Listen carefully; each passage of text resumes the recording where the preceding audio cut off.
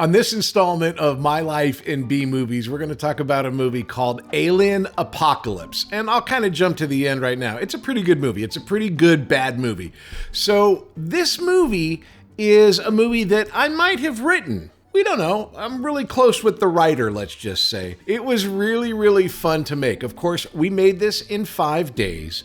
Our star was an actor by the name of Michael Pare, who you may know from Streets of Fire and Eddie and the Cruisers. And I was such a huge fan of his. So we had Michael Pare as our one-day guest star. Now, one-day guest star on these things is exactly what it sounds like. They're there just for one day. They find a person, an actor with a name, and so that they can put the name on the poster, but the actor only has to be there one day. Now, unfortunately, I didn't get to work with Michael Pare in this. I had met him years ago, back in the 70s or 80s.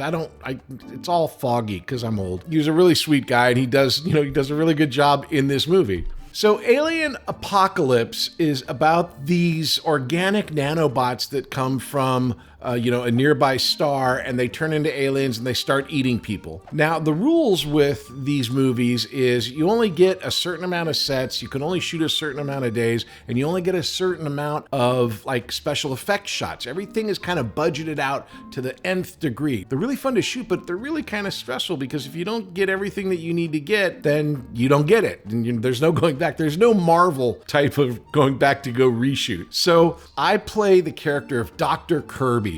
And since I knew the writer very well, this was a perfectly written part for me. I kind of think that half of my performance was being taken care of by my beard. I had let my beard grow to Santa Claus proportions, and it kind of took over my whole performance. I didn't do an accent this time, which the producers loved, but I wanted to do like a Jeff Goldblum inspired performance. Now, what does that mean? Well, it's not really an imitation of Jeff Goldblum, but I thought it'd be kind of weird to have this guy be detached from the emotion of things and be kind of fascinated by the science and kind of talk like differently than I usually talk and kind of doing a Jeff Goldblum type of thing, but it's not really an impersonation. It's kind of like he just takes his time to speak. Now, we're going to need to reestablish the cryogenic fluids that were turned off during the lockdown, and we're going to need massive amounts of power.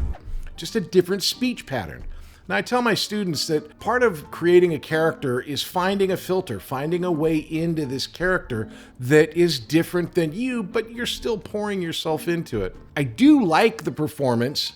You may not, but I doubt that many people do like it. It's a weird performance, but I kind of liked it because it's different than, certainly different than Andy Garvey, certainly different than Bud from Jag or anything else that I've done. Of course, you always want to service what is in the script, but on our end of it, you also kind of want to have fun and try different things. And that's why I do all the accents. And in this one, that's why I was doing like this Jeff Goldblum inspired performance.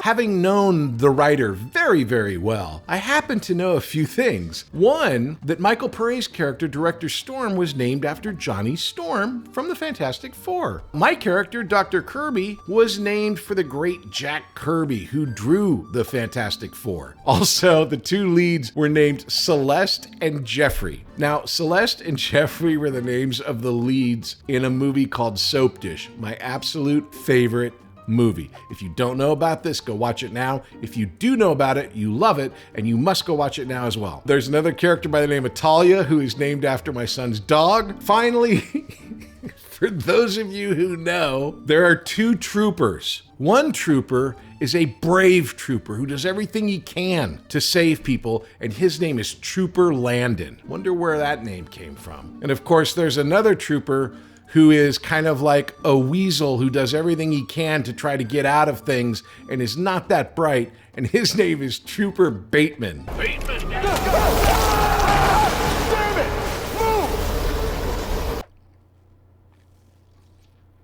Move!